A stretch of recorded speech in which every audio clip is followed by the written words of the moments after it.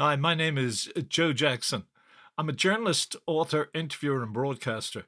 But before all that, and through it all, I was and I remain an Elvis fan. In fact, the seeds of my need to become an interviewer probably can be traced back in part to 1970, when I read in the Radio Times an interview with Elvis and then wrote in my diary, I'd love to just sit down in a porch swing outside Graceland with Elvis and talk to him heart to heart. These snobby journalists who write for the likes of the Radio Times just don't get him, rock and roll, and they look down on it and the man. He's an ex-truck driver. I'm the son of a truck driver. I'm sure the king and I would get along just fine. However, by the time I became an interviewer in 1985, which I did incidentally after meeting another of my music heroes, Leonard Cohen, and deciding I had to track down more of my heroes to talk with. Elvis, by that time, was 8 years dead, and his death had affected me deeply. I felt my life was fragmented in ways, and I had to try to piece back those fragments. Part of the way I set out to do that was to track down or search out people who either knew or worked with or were close to Elvis in any way. This led to my meeting, for example, Gordon Stoker, lead singer with the Jordanaires, DJ Fontana, his first drummer, June Waniko, one of his earliest lovers. It also led me in 2005 to Leiber and Stoller, who wrote so many great hits for the King and for other rock royalty. I also regard them both as two of the greatest songwriters in the history of rock and roll, largely because of the socio-political or sociological setting they gave so many of their songs. But I was also interested in another dimension that not many people talk about, namely what I lightheartedly describe as the gay dimension to songs like Love Potion No. 9 and Jailhouse Rock. Come on, guys. Number 47 said to number 3, you're the cutest jailbird I ever did see. I sure would be delighted with your company in a male jail. So I asked them about that. Yeah, we had last weekend in Ireland we get British television. All right, so just before I came away, they had the 100 most popular singles of all time. And you guys were filmed talking about Jailhouse Rock. Oh, really? And Phil Coulter also said this about your songs like Love Potion No. 9. That there was someone came on after you guys were talking and saying, you know, why didn't somebody come out right away and say Jailhouse Rock was a gay rock and roll song? And when the guy kissed a cop down on 34th and Vine, what's going on here? So where were you guys sneaking these messages in from? We were going out together, having a great time.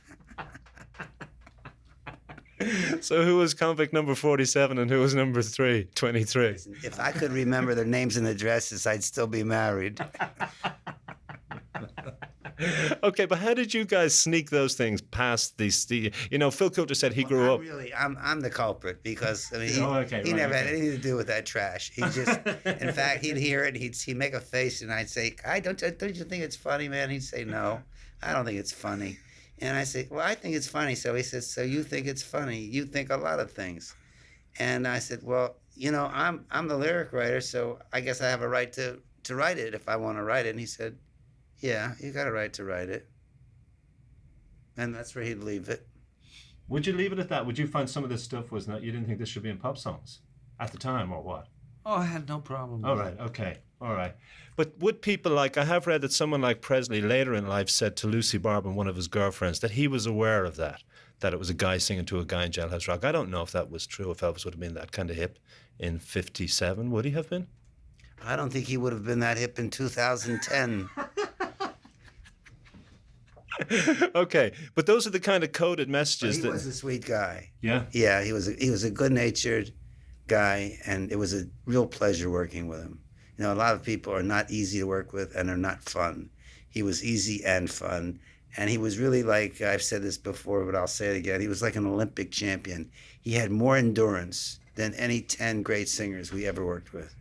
And if he wanted another take, if it was 210, he would do it with a smile, and it wouldn't lose energy, and it wouldn't be dogged. He was great. He was just great. Well, that is true apparently of Hound Dog. He did like the 30 takes, and then he just went back to take 27. He was We weren't there when he did Hound Dog. You know, we had written Hound Dog for Big Mama Thornton, and it was a woman's song. Mm-hmm. And you know, we didn't care if a guy did it anyhow, being the way we were.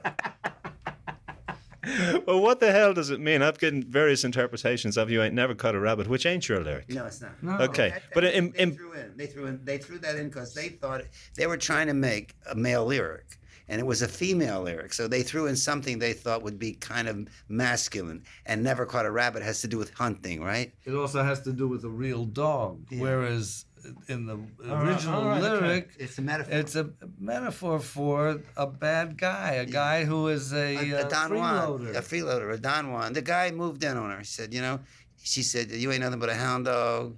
Quit snooping around my door. You can wag your tail, but I ain't gonna feed you no more.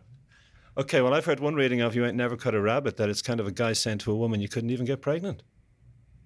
Well, I think I that guess- people I No, guess anyway, this is what the songs are open to. people sneak ideas. overdub these Wait, interpretations. Wait a minute, Mike. I like that better. I'd like to see a girl have a rabbit. I make a friend of her. Okay, but that kind of stuff, I mean, that was very clever kind of coded language you were using in those songs. I don't think I don't so. think it was that clever. you know? But I don't think it was coded. I think it was funny. I appreciate the flattery, and thank you very much. When do I get my plaque? Hi, Joe Jackson here again. I thank you for listening to this edition of the Joe Jackson Interviews podcast, and believe me, there will be many more based on my Elvis quest. If you want to read the articles based on the Leiber and Stoller interview you just heard, check out joejacksoninterviewer.com.